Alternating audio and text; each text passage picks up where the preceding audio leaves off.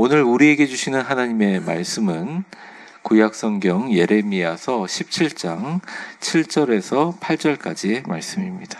이 땅을 살아가면서 점점 더 행복이라는 글자를 생각하게 됩니다. 여러분 행복하십니까? 행복합니다 라는 말이 마치 요즘에 복이라는 말과 행복이란 말은 다르게 쓰여진 듯한 느낌이 듭니다. 많은 사람들이 이 복이라는 개념을 내가 얼마나 가지고 있느냐의 소유의 개념으로, 내가 얼마나 이루었느냐의 성취의 개념으로 이해하고 정말 열심히 최선을 다해서 살아갑니다. 코로나 이후에 많은 성도님들을 주중에 모임을 갖고 또 뭘 하려고 해도 주중에 대부분의 시간을 우리 성도님들 주중에도 노는 분들이 없어요. 전부 다 예전에 가정주부라는 개념이 없는 것 같습니다. 차라리 아르바이트라도 모든 부분에 최선을 다해서 자신의 삶에 열심히 뭔가를 추구하고 삽니다. 그래서 실제로 정말 많은 사람들이 이 땅에 많은 사람들이 물질적인 부유를 소유하고 또 굉장히 많은 생활의 여유를 누리게 됩니다. 불과 20년 전만 하더라도 테레비를 향해서 아무개 틀어줘 이렇게 얘기하는 시대가 아니었는데 이제 손가락으로 누르지 않아도 테레비한테 명령하면 알아서 테레비가 틀어지는 시기에 왔습니다. 제가 이런 얘기를 하면 목사님 되게 젊어 보이는데 구닥다리다 이런 얘기를 할지 몰라도 저는 지금도 테레비한테 얘기하면 신기합니다. 그리고 쓸데없는 말까지 다 들어서 저한테 대답할 때마다 좀 짜증이 나기도 합니다. 어쨌든 시대는 편안해지고 우리가 누리는 자유와 또 소위 말하는 물질적인 번영의 시대를 다가가고 있는데 과연 이게 많은 사람들에게 행복을 주는 것인가? 굉장히 많은 사람, 아주 어린아이서부터 장래 희망이 100만 유튜버고 청년들이 꿈을 꾸며 사회를 바꾸고 사회를 발전시키고 이 세상 인류를 공헌하는 꿈을 꾸는 대신 청년들의 마음속에서는 어떻게 하면 남들보다 돈을 많이 벌고 어떻게 하면 쉽고 편리하고 효율적으로 돈을 버느냐 하는 마음들이 가득한 시대를 우리는 살아가고 있습니다. 그런데 행복하냐? 행복하지 않다는 거예요. 엄청난 공허와 불안이 가득 차 있습니다. 통계청에 의하면 지난 5년간 의료기관에서 항우울제를 처방한 건수가 약입니다. 정확한 숫자는 약 2억 2,500만 건에 달한다고 합니다. 이 지수가 놀라운 것이 5년간 항우울제를 처방하면 이 의료보험센터에다 신고가 될 거 아닙니까? 처방한 건수의 증가율이 무려 65%라는 겁니다. 청소년들뿐만 아니라 20대 중에 3분의 1 이상은 공식적으로 항우울제를 처방받고 살고 또 여러 가지 다른 이유로 항우울제 비슷한 약품들이 엄청나게 많이 유통되는 시대라는 겁니다. 그것은 바로 물질적으로 전체적으로 재화의 숫자나 경제적인 상황들은 성장했는지 몰라도 우리 마음속 영혼 속의 깊은 상처와 불안과 공허는 더 많이 커졌다는 것입니다. 우리는 이제 물어야 됩니다. 우리가 정말 추구하는 이러한 더 많이 소유하고 더 많이 이루는 소유와 성취에 가늠되는 평가의 복이 진짜 복인지 우리는 다시 한번 하나님 말씀 앞에 물어야 될 때라고 생각합니다. 9월 한 달 동안 그것에 대해서 다루면서 여러분과 함께 나눠보도록 하겠습니다. 먼저 오늘 본문의 배경이 되는 예레미야 시대를 한번 살펴보도록 하겠습니다. 두 가지 그림이 보여질 텐데요. 그 당시에 빨간색으로 표시되는 아시리아, 성경에 말하는 아수르라는 제국이 있었고 또 파란색으로 표시되는 바벨론이라는 제국이 있습니다. 이 바빌로니아 제국과 아시리아 제국은 흥망성쇠를 교차 반복하게 되는데요. 여러분의 화면으로 볼 때 왼쪽에 보이는 이 지도상에 보면 아시리아, 빨간색으로 표시되는 아수르 제국은 지금 이라크라고 표시되어 있는 그쪽으로 계속 남하하는 정책들을 하면서 세력을 확장해 나가고, 밑에 있는 파란색으로 표시되는 바벨론 제국은 계속 동쪽으로 해는 동진 정책을 펴니다. 쉽게 얘기하면 바로 옆에 있는 도표를 보게 되면 한때는 빨간색인 아수르 제국이 강했지만 점점 더 화살표, 시간이 지날수록 약해지고, 아수르 제국이 약해지는 순간부터 파란색으로 표시되는 그 바벨론 제국이 강성해지는 걸 볼 수 있습니다. 화면 내려주시고요. 제가 이런 왜 화면을 보여줬냐면, 당시에 이스라엘은, 유다로 표현되는 남유다는 요 역사적 격변기의 상황이 끼어 있었어요. 그래서 아수르에 의해서 핍박을 당하고 자신의 민족인 북이스라엘이 아수르에 의해서 완전히 멸망되는 것을 보는데, 거기서 끝나는 것이 아니라 아수르의 눈치만 보면 될 줄 알았는데, 아수르가 밑으로 남하하는 정책을 막아버리는, 동쪽으로 진행되어지는 이 바벨론 제국의 힘이 강해지는 것을 보게 되는 겁니다. 그러니까 누구의 눈치를 봐야 될지 엄청난 그 강대국 앞에서 굉장히 많이 눈치를 보고 바라보는, 그래서 당연히 정책들도 주변의 강대국들을 배려하는 정책을 했습니다. 근데 요시야 왕이라는 분이 이러면 안 되겠다, 우리가 하나님을 좀 바라봐야겠다 하면서 하나님 바라보기 운동을 하면서 우상 철폐의 운동을 해서 약간 안정이 되다가 그만 요시야 왕이 죽어버렸어요. 그때 BC 주전 627년 그 예레미야가 이러한 상황 가운데 하나님으로부터 말씀을 듣습니다. 그 말씀 뭐냐면, 지금 동쪽으로 전진하고 있는 바벨론 왕국이 너희들이 이렇게 하나님을 의지하지 않으면 너희를 잡아먹고 모든 예루살렘 성이 불타고 멸망하게 될 것이라는 예언을 받았어요. 그래서 급한 마음으로 예언합니다. 경각심을 깨우면서 우리가 이러면 안 된다고 얘기합니다. 그런데 사람들은 그런 영적인 메시지를 보지 못하고 그냥 열강들의 다툼 가운데 우리가 어떻게 하면 더 성취하고 어떻게 하면 더 가질까에 집중했습니다. 그러다 보니 하나님을 의지하는 것보다 일단 먼저 관점이 어떻게 하면 그들에게 사이에서 외교적인 정책을 잘할까 집중한 거죠. 그래서 하나님 빼고 다 의지한 겁니다. 한때는 애굽, 중간의 강자인 이집트가 애굽이죠. 이집트를 의지하더니, 아니면 허물어 가는 아수르의 발목을 잡든지, 아니면 성장하는 바벨론의 옷자락을 잡으면서 친화 정책을 벌였어요. 그리고 결국 멸망한 배경이 있다는 것이죠. 저는 이것을 보면서 이 예레미야서는 지금 이 시대 하나님 빼고 다 의지하는 시대, 하나님보다 돈이 주인이고 하나님보다 권력이 주인이고 하나님보다 편리함이 주인이고 하나님만 빼고 모든 신앙인을 비롯해 모든 사람이 다른 것을 의지하고 있는 시대에 예레미야는 7절에 이렇게 얘기합니다. 그런 시대가 있지만 뭐라고 시작해요? 그러나 여호와를 의지하고 여호와를 의뢰하는 나라요? 아니요. 그 사람은 그래도 진짜 복을 받을 것이다 얘기합니다. 참된 복, 그 시작은 관계입니다 라는 제목의 말씀을 통해서 오늘 하나님을 의지하고 하나님과 좋은 관계를 맺는 게 복의 시작이라는 것과 그 복의 시작이라는 것을 어떻게 잘 유지해서 견고하고 튼튼하게 그 복이 이어질 것인가에 대하여 두 가지로 여러분과 함께 나누겠습니다. 첫 번째, 우리 화면을 보며 함께 읽어보죠. 시작. 참된 복은 무엇을 소유했는가가 아니라 누구와 연결되어 있는 것. 네. 소유가 아니라 연결이 중요하다는 것이죠.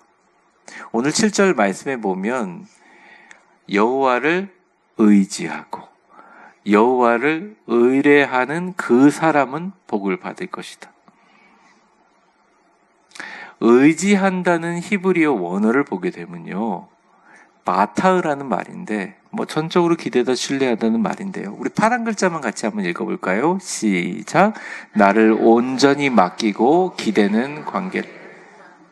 그러니까 마치 아이가 부모님께 어릴 적에 완전히 정말 아버지는 슈퍼맨으로 보이고 어머님은 하늘에 나온 천사처럼 보이는 것처럼 완전히 모든 것을 맡기는 것입니다. 또 여호와를 의뢰하는, 그러니까 의뢰하다는 말도 미브타흐라는 말도 안전함, 의지함이라는 명사형이지만 우리 파란색 글자만 읽어보죠. 시작.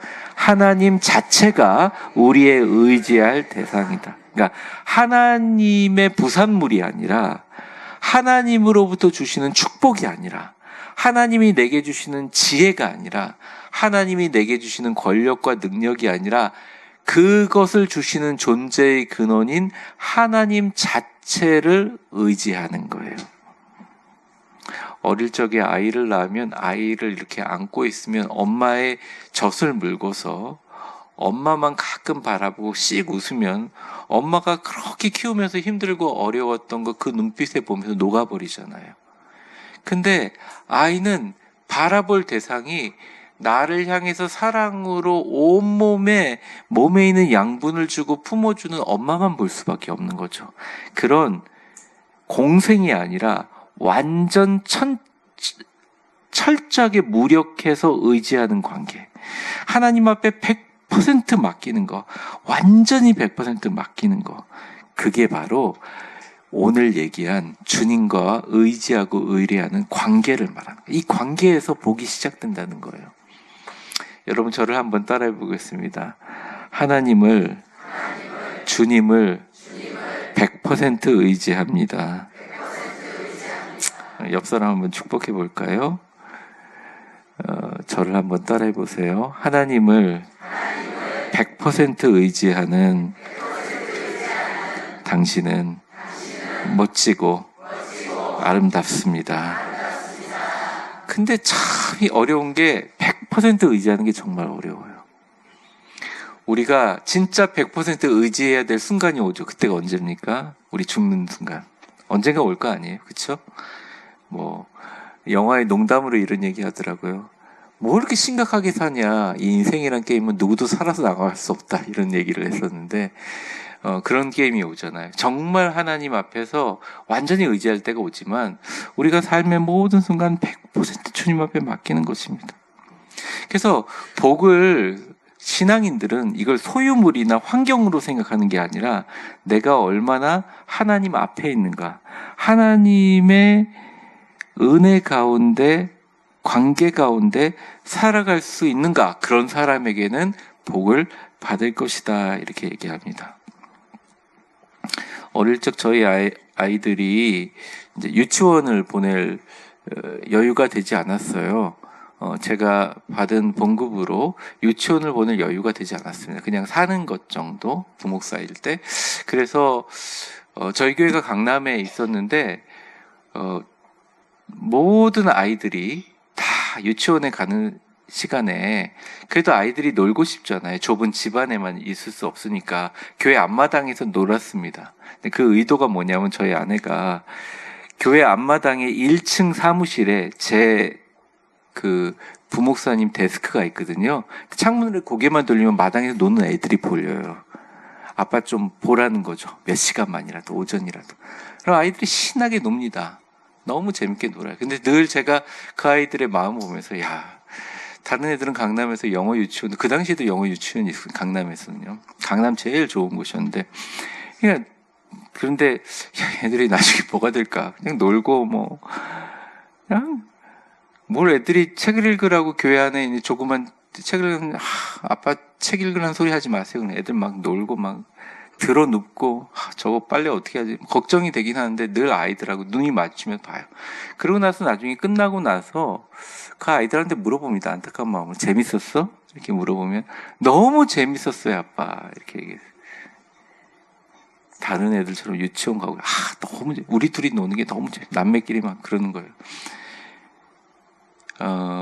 나중에 커서 한번 물어봤어요. 제가 이제 미국에서 유학할 때 제가 야 그때 생각하면 어떠니? 너무 재미없어. 여기 미국보다 훨씬 재밌었다. 너무 재밌었다는 거예요. 근데 제가 가만히 생각해 보니까 저도 참 안타까운 마음으로 보았지만 나중에 교회 유치원이 돼서 교회 집사님한테 부탁을 해가지고 잠깐 보내고 교회로 옮겼지만, 근데 정말 제가 그런 생각이 드는 거예요. 그래도 애들이 왜 재밌었냐. 막 놀고 있어도 이게 CCTV처럼 아빠가 보고 있었거든요. 그리고 뭐 울면 잠깐 담임 목사님이 좀 얘기를 하고 나와서, 가연이가 특히 땡깡 많이 부렸는데 가지고 먹을 것 좀 사주기도 하고, 늘 아빠의 시야 안에 있었다는 게 아이들한테 너무 좋았다는 겁니다. C.S. 루이스가 한 말 중에서 크리스찬으로서 복 있는 사람은 코람데오, 하나님 앞에 있는 것들을 의식하는 삶을 살아가는 사람들이다. 그러니까 내가 고난을 당해도, 내가 아픔이 있어도, 내가 슬픔이 있어도, 내가 하나님이 날 보고 계시구나, 가만두지 않겠지. 그런 마음의 관계를 유지하고 있는 게 진짜 복이라는 것이죠. 옆 사람 한 번만 더 축복해 볼게요. 오늘 축복을 좀 많이 할 텐데. 하나님을 아버지로 믿는 당신은 최고의 복된 멋진 사람입니다. 크리스찬의 인생의 참된 복은 하나님을 초월적인 존재로 느끼는 것뿐만 아니라 하나님을 진짜 나의 아버지로 느끼는 거지. 내가 다른 사람보다 돈을 좀 못 벌 수 있어요. 사회적 형편이 낮을 수 있어요. 근데 그게 비교 대상이 되지 않아요. 우리의 모든 삶은 전능하신 하나님 아버지 앞에 있고, 나의 삶을 책임지시는 아버지로, 그분을 인격적으로 받아들이는 것, 인격적으로 아는 것, 전 인격적으로 하나님의 존재를 느끼며 같이 교제하는 것이 진짜 복이다. 그래서 하나님을 아버지로 100% 신뢰하고 의지하고 의뢰하는 사람에게 비로소 복의 강줄기가 흘러가는 거예요. 내면적인 복뿐만 아니라 물질적인 복도 거기서 흘러가게 시작된다. 근데 다른 사람들은, 세상의 사람들은, 그걸 모르는 사람들은 다른 것들을 찾아 헤맨다는 거죠. 1816년, 1945년 프랑스 군함 메두사가 난파했고, 또 1945년에는 USS 인디아나폴리스호가 침몰되었습니다. 그런데 이 두 배에서 첫 번째 1816년 프랑스 군함에서는 147명이 구조됐는데 그 중에 많은 사람이 죽었죠. 정말 10일 이상, 13일 포류하면서 많은 사람들이 먹을 게 없어서 바닷물을 마셨다는 거예요. 근데 바닷물을 마신 사람 다 죽었다는 거예요. 왜냐하면 바닷물, 물론 수분이 있죠. 그런데 바닷물은 짜서 사람이 죽는 게 아니라 이 염분이 들어가면 몸에서 더 많은 물을 요구합니다. 그래서 물이 더 필요하기 때문에 갈증을 해결하기 위해서 바닷물을 마셨는데 오히려 갈증이 심해져서 죽었다는 거예요. 또 미 순양함 인디아나폴리스에 침몰했을 때는 4일간 사람들이 바다에 떠 있었는데요. 무려 890명이 구조됐습니다. 근데 그 중에 죽은 사람들은 대부분 다 참지 못해서 바닷물을 먹고 환각 증세로 그 안에 있는 이 소금 중독, 고나트륨 혈증이라고 하는 것에 걸려 다 사망해 버렸다는 것이죠. 제가 이걸 보면서 이런 생각을 합니다. 사실 우리 크리스찬에게 가장 중요한 갈증의 해결과 평화와 자유와 그리고 복의 근원이 예수님인데, 우리는 꼭 예수님 외에 모든 것들에 대해서 갈증을 느끼며 삽니다. 이 세상 모든 사람들은 엄청난 갈증을 경험하고 살아요. 사람들의 인정. 근데 사람들의 인정을 한번 받으면 그 갈증이 해소되느냐? 아니요. 소금물을 마신 것처럼 더 많이 인정받고 싶습니다. 돈도 마찬가지입니다. 성공도 마찬가지입니다. 관계도 마찬가지예요. 그런 것들을 계속 찾으러 다닌다는 거예요. 심지어 신앙조차도 영적 쇼핑으로 더 좋은 프로그램, 더 종교적인, 더 좋은 상품, 서비스 찾아서 헤매지만 결국 교회에 정착하지 못하고 그 영혼이 허기를 치우지 못하고 죽어가는 것들 보면서 마치 목마른 사람들이 진짜 마셔야 될 샘물을 마시지 못하고 바닷물을 퍼마시는 것 같은 생각이 들었습니다. 오히려 염분 때문에 갈증이 더 심해지는 것처럼 예수님 외에 의지하는 모든 것들은 우리에게 갈증을 해결해 주는 것이 아니라 더 많은 갈증을 유발하게 된다는 것이에요. 복에 대한 갈증이 결국 우리를 목말라 죽게 만드는 비정한 현실 가운데, 그렇다고 그 갈증을 순간순간 끊임없이 해소하면서 우리는 더 당당한가? 더 기쁨가? 더 평화가 있는가? 사실 그렇지도 않다는 것입니다. 이젠 누구를 바라봐야 되냐? 오직 예수를 바라봐야 한다는 것입니다. 예수님이 이 땅에 계실 때 이렇게 얘기했어요. 다른 데서 생수 찾지 말라. 다른 데서 생수 찾지 말라. 요한복음 7장 37절에서 38절 한번 보여주세요. 우리 빨간 글씨만 같이 한번 읽어볼까요? 시작. 누구든지 목마르거든 내게로 와서 마시라. 나를 믿는 자는 성경에 이른 것 같이 그 배에서 생수의 강. 그러니까 나에게 와서 마시라고, 나를 마시라고 얘기하거든요, 예수님이. 그러니까 여러분의 모든 삶의 갈증을 예수님으로 해결하는 것이 진짜 갈증을 해소하는 방법이다. 또 예수님 이런 말씀하셨죠? 요한복음 4장 14절에 우리 사마리아 우물가에 있는 여인에게 이런 말씀하셨죠. 빨간 글씨만 읽어볼까요? 시작. 영원히 목마르지 아니하리니 그 속에서 영생하도록 솟아나는 샘물. 본질이 뭐냐? 내가 주는 물을 마시는 자, 내가 주는 물이라는 거예요. 이건 영원히 우리를 채워주신다는 겁니다. 제가 어저께 조그맣게 쓴 글이 있는데, 설교를 준비하면서 어떻게 보면 첫 번째 대지를 이렇게 좀 정리하는 글입니다. 같이 한번 읽어볼까요? 시작. 진정한 복은 우리의 목마름을 채우기 위해 찾아다니는 행위가 아니라 이미 우리에게 생명의 근원이 되어주신 하나님과의 관계를 회복하는 데 있다. 그러니까 여러분이 내가 지금 좀 슬프고 힘들다 생각되면 밖에서 보지 말고 안에서 한번 보세요.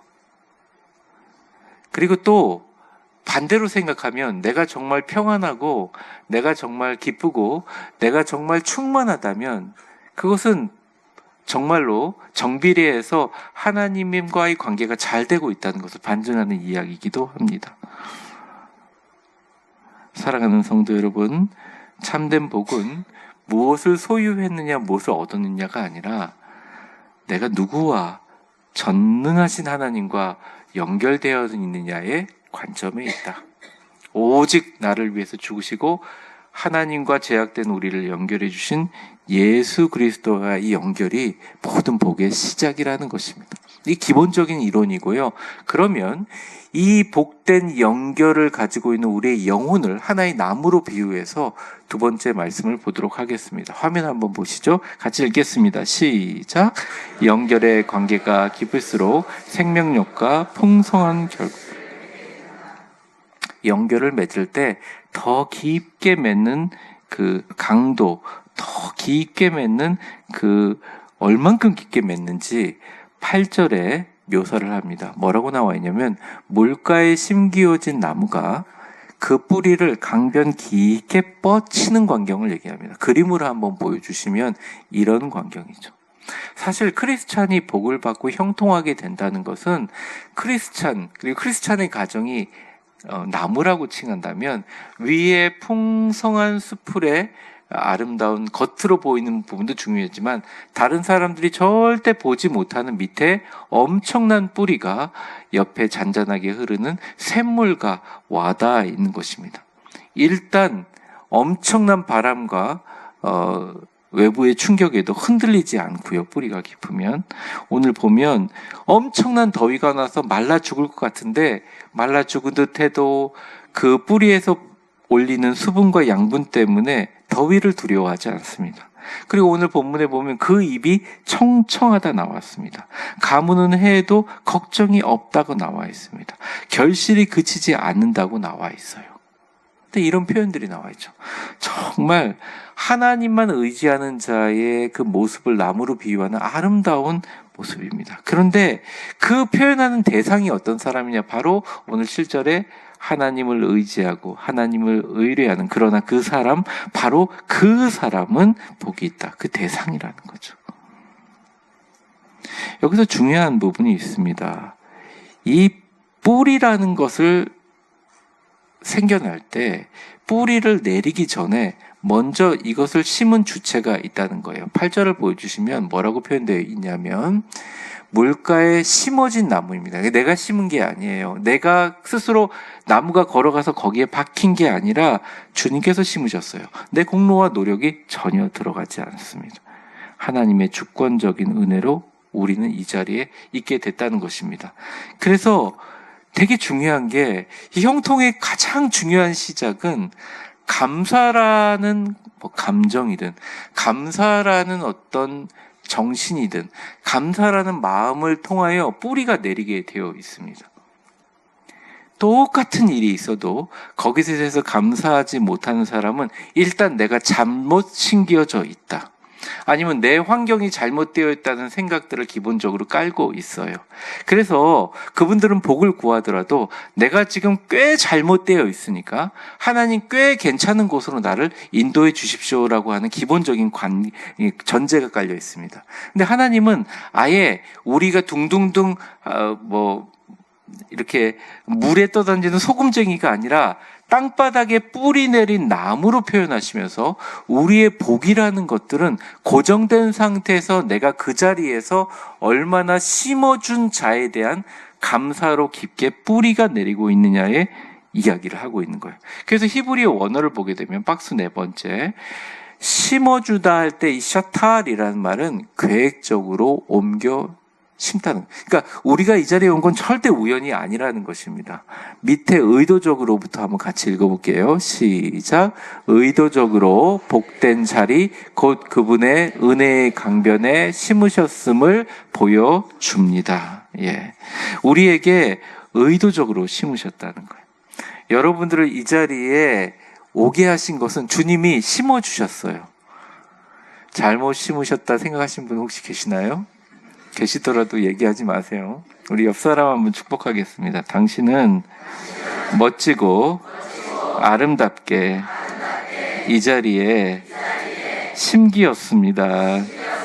우리가 이 자리에 심겨진 자리에서 감사하고 기쁘고 의미를 찾고 내가 존재하는 삶의 가치를 찾는 것 얼마나 귀하겠어요? 그런데 여기서 끝난 게 아니라 이 나무가 정말 어떤 고통과 어려움 가운데서 잘 자라는 것은 뿌리가 깊이 내렸다는 것이죠. 근데 그 뿌리는 강변에 닿아 있습니다.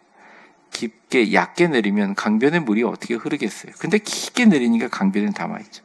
근데 이 강변에 대해서 설명할 때 대부분 물은 성경의 성령을 의미합니다. 예수님조차도 자기 자신을 물로 표현하시면서 그걸 이렇게 표현하셨어요. 요한복음 7장 38절에서 39절까지 한번 보여주세요. 나를 믿는 자는 성경의 이름과 같이 그 배에서 생수의 강이 흘러나오리라 하시면서 그 다음 절에 뭐라고 하셨습니까? 이는, 왜냐하면 그를 믿는 자들이, 그는 나죠, 예수님이죠, 받을 뭐요? 성령을 가리켜 말씀하신 것이라 이렇게 얘기합니다. 왜 그러냐면 이 성령님은 우리의 바쁜 일상 가운데, 세상 속에 버타에 살면서 하나님을 잊어버리고 사는 가운데 성령님이 우리 가운데, 화면 내려주셔도 돼요, 강물 가운데 인접해 있으면 그 성령의 물이 우리로 하여금 우리의 영혼을 살아나게 해서 내 곁에 계신 예수님을 보게 합니다. 예수님을 인식하게 합니다. 목사님은 예수님을 24시간 인식하고 사나요? 아니요. 저도 잊어버리고 살 때 분명히 많죠. 그래도 말씀을 준비하는 시간이 많으니까 기도하게 되고 노력하니까 여러분들보다 조금 시간이 많을 수 있겠지만 저도 똑같은 인간입니다. 그런데 때때로 저도 똑같이 절망할 때도 있고 고통스러울 때도 있고 긴장할 때도 있고 아플 때도 있고 뉴스를 보면서 화날 때도 있어요. 똑같죠. 그러면서 사실은 나를 이 자리에 심으신 분이 누구인지도 알고 내가 왜 심기인지도 알지만 그렇게 마음속에 아름다운 주님의 복의 강물이 흐르지 않는 것처럼 뭔가를 더 추구하고 뭔가를 더해서 위로 성장해야만 사람들이 많이 알아볼 것처럼 안달하며 살 때가 있습니다. 그런데 집중하고 생각해 보면 바로 예수님께서 성령을 통해서 우리의 뿌리 깊은 나무 속에서 계속적으로 그를 믿는 자들이 받을 성령, 예수님 시대가 아니라 앞으로 이후에 받을 사람들의 성령으로 인하여 나의 의도의 뿌리가 주님과 연관되어 있음을 깨닫게 만들어주세요. 돈 버는 것 좋은 일이라고 생각합니다. 굉장히 가치 있는 일이죠. 몸을 건강하게 관리하는 것 정말 지혜로운 일입니다. 나중에 몸이 무너지게 되면 정말 하고 싶은 일들을 하지 못할 뿐만 아니라 신앙에도 영향을 줄 수 있습니다. 정서적으로 안정을 갖는 것 중요합니다. 그래서 몸을 잘 관리하고 또 내 나름대로 가지고 있는 사회적인 인정받는 것 너무너무 중요하죠. 특별히 나이가 들게 되면 점점 더 나랑 관계 있고 꾸준히 가는 사람들이 사라지기 때문에 정말 주변에 좋은 정서적인 좋은 관계를 유지하는 관계적 풍요도 중요합니다. 그런데 문제는 말이죠. 다른 사람들은 이걸 복이라고 얘기하는데 기독교인들은 조금 다릅니다. 이걸 가지고 있는데 단 한 가지 조건이 있어요. 우리가 그것을 추구하는 모든 의도의 영혼의 뿌리가 생수의 근원이신 예수님께 점점 더 깊게 완전히 다 있어야 그 자체가 복이고 성공이라는 것입니다. 그래서 여러분, 청청한 잎이고 그치지 않은 결실을 어떤 해석자는 이렇게 얘기하더라고요. 아, 이거는 영적인 거고 돈이 아니다. 아니요? 저는 그렇게 생각하지 않습니다. 물질적인 풍요죠. 물질적인 풍요입니다. 거기서 얘기하는 히브리 원어도 마찬가지. 정서적인 안정입니다. 육체의 건강입니다. 관계적인 풍요입니다. 다 누릴 수 있어요. 하나님께서 우리에게 누리라고 주신 인생이에요. 할 수 있어요. 잘 되면 너무 좋죠. 그런데 크리스찬들이 이 복이 꾸준히 유지되기 위해서 가장 중요한 것이 나무 위로 자라는 사람들에게 보여주는 열매나 풍성한 나무 가지나 나무의 규모가 아니라 그 밑에 꾸준하게 뿌리 내리고 더 깊게 뿌리 내는 주님과의 연결이라는 것입니다. 진정한 성령의 충만이라는 것이에요. 성령 충만한 마음으로 조금 힘들고 역경이 있더라도 돈 많이 버시기 바랍니다. 제가 한번 아멘을 제가 사실은 이렇게 요구하는 거 되게 싫어하고 그런 분들 되게 그렇게 설교하시는 분들 별로 안 좋아하거든요. 근데 그래도 여기 계신 우리 성도님들 성령 충만하셔서 큰 부자들 되시기를 주의 이름으로 축원합니다. 아니 이게 뭐가 잘못됐냐고요. 저는 이렇게 얘기하는 의도가 뭔지는 주님께서 기가 막히게 아시잖아요. 그래서 건강하고 정서적으로 안정되고 좋은 관계 유지하는 건 너무 중요하다는 거예요. 근데 세상 사람들 위에 자라는 나무만 보지만 오늘 설교 제목처럼 진짜 예수님을 믿는 사람은 나무가 아니라 위로 성장하는 게 아니라 밑으로 뿌리가 내리는 뿌리를 보고 있다는 거예요. 여러분의 뿌리는 어디 있냐? 영혼의 뿌리가 점점 더 하나님께 깊게 뿌리 내리는 사람들은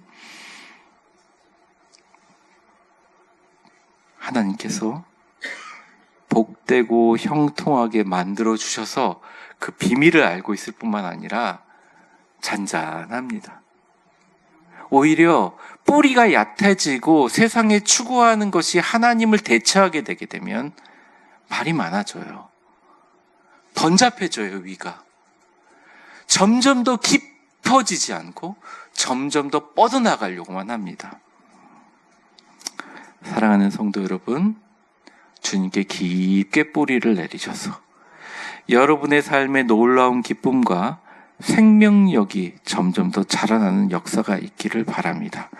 이것은 우리에게 당연히 나오는 결과이고 부산물인데 부산물이 우리의 목적이 아니라 우리의 목적은 주님께 뿌리 내리는 것.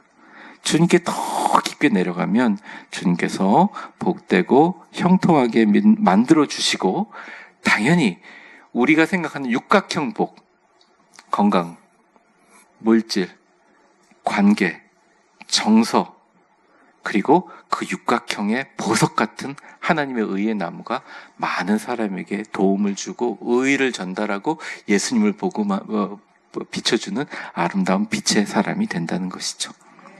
말씀을 정리하겠습니다. 근데 여기서 중요한 게 뭐냐면 우리를 아무리 복된 강물에다가 심어주셨어도 뿌리를 내리는 주체는 누구예요? 하나님이세요? 우리예요. 점점 더 뿌리를 내리기 위해서 우리가 이렇게 주일 성수를 하고요. 또 우리가 뿌리 내리기 위해서 성경 공부도 때로 할 수 있고, 가장 중요한, 제가 지난달 자유에서 강조한 가장 자유롭게 되기 위해서는 빛을 들고 세상으로 나아가야 됩니다. 목사님, 빛을 들고 세상으로 나가는 사람 다 가난한 것 같고 어려운 것 같고 몸 아픈 것 같고 그냥 자기 자신을 위해서 노력하고 이기적인 사람들은 잘 되는 것 같은데 어떡하죠? 그걸 보지 마세요. 바닷물입니다. 주님이 우리에게 주는 생명수를 바라보세요. 우리 위대한 교회 모든 성도님들은 경제적으로도 정서적으로도 관계적으로도 육체적으로도 건강하게 하나님께서 자라게 하실 거고, 그 안에 있는 놀라운 생수의 강물이 끊이지 않을 것입니다. 예수님만 붙드세요. 오직 예수님으로 생명을 걸고 100% 의지하세요. 그런 자에게 복이 시작된다는 말씀을 드렸습니다. 사랑하는 성도 여러분, 우리를 예수 그리스도 안에서 하나님의 영광에 비춰준 주님의 놀라운 빛의 사자로 불러주심을 감사드립니다. 여러분들 삶은 여러분께 아니에요. 참 놀라운 아이러니인데 여러분께 아니에요. 그래서 내 삶이 내 것이 아니라고 생각하는 순간 남들이 나를 비방하고 남들이 나를 평가하는 것에 대해서 조금 스트레스가 적어집니다. 대신 그 나머지 공간에 뭘 채우느냐? 나의 존재함은 나라는 나무의 물가에 심겨준 나무처럼 내 나무에 새도 깃들고 큰 나무에 그늘도 깃들고 사람들이 지나가면서 돈 받지 않고 마음대로 열매도 깨닫고 엄청난 그늘과 나무의 존재만으로도 많은 사람에게 복이 근원이 되고 유통되는 하나님의 축복의 사람이 우리의 존재의 근원입니다. 여러분들 모두 그런 분들 되시기를 주의 이름으로 축원합니다. 우리 기도하겠습니다. 축복합니다. 이제는 우리 주 예수 그리스도의 은혜와 역사의 주관자가 되시고 우리 인생의 시간의 수레바퀴를 돌리시는 하나님 아버지의 크신 사랑과 성령의 충만하심과 교통하심, 이제까지 우리가 신경 쓰고 복이라고 생각했던 것은 내가 얼마나 이루었는지, 내가 얼마나 소유했는지 였지만 오늘 말씀을 통하여 진짜 복은 멀리 있는 게 아니라 아버지가 자녀를 바라보듯이, 자녀가 아버지를 바라보듯이 하나님의 그 존재 자체를 100% 아버지로 신뢰하는 관계에서 시작됨을 배웠습니다. 주님, 목마르지 않는 샘물이신 주님께 인접하여 성령 충만한 성령의 강물 속에서 경제적인 번영을 누리고 정서적인 안정을 누리고 육체적인 건강함으로 관계적인 풍요함으로 모든 사람에게 나를 보라, 예수 믿고 구원받으라, 우리 자체가 하나님께 심겨진 축복의 의의 나무가 되어 빛을 들고 세상으로 나아가는 것이 나의 존재의 사명임을 깨달았으니 이제부터 이 교회를 떠나 걸어가는 모든 한 걸음 한 걸음 세상을 향해 빛의 증인으로 살아가게 하여 주옵소서.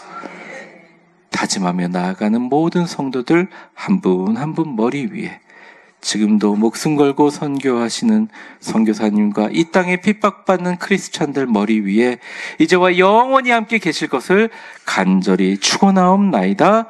아멘.